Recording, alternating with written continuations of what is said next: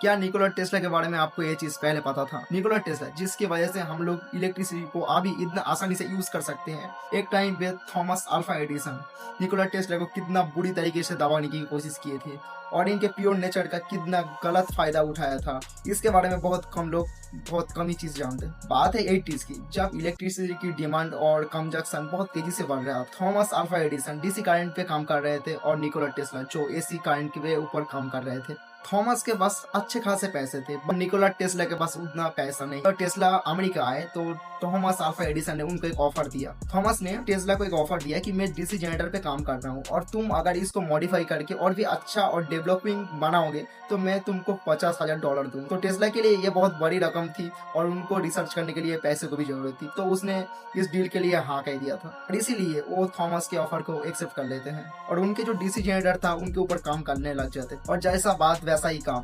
Tesla ने 1 साल उस डीसी जनरेटर पे काम किया और उनको एक मॉडिफाई न्यू वर्जन के जनरेटर में बदल दी। पर जब पैसे देने की बात आया तो थॉमस अल्फा एडिसन मुकर गए। टेस्ला को मजाक बनाते हुए बोला कि ये अमेरिकन ह्यूमर है, तुम्हें इतना भी समझ नहीं आता क्या?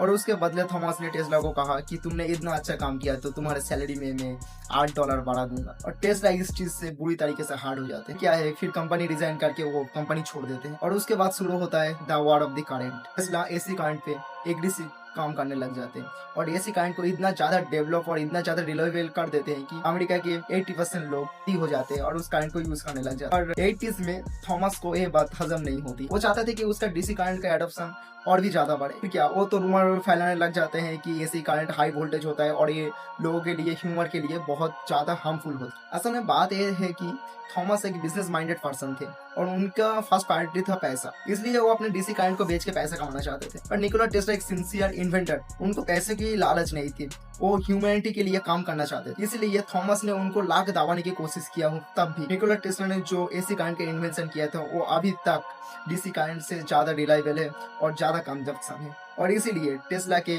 एसी करंट पे ही लगभग पूरी दुनिया चल रही है। तो इसी बात पर एक लाइक तो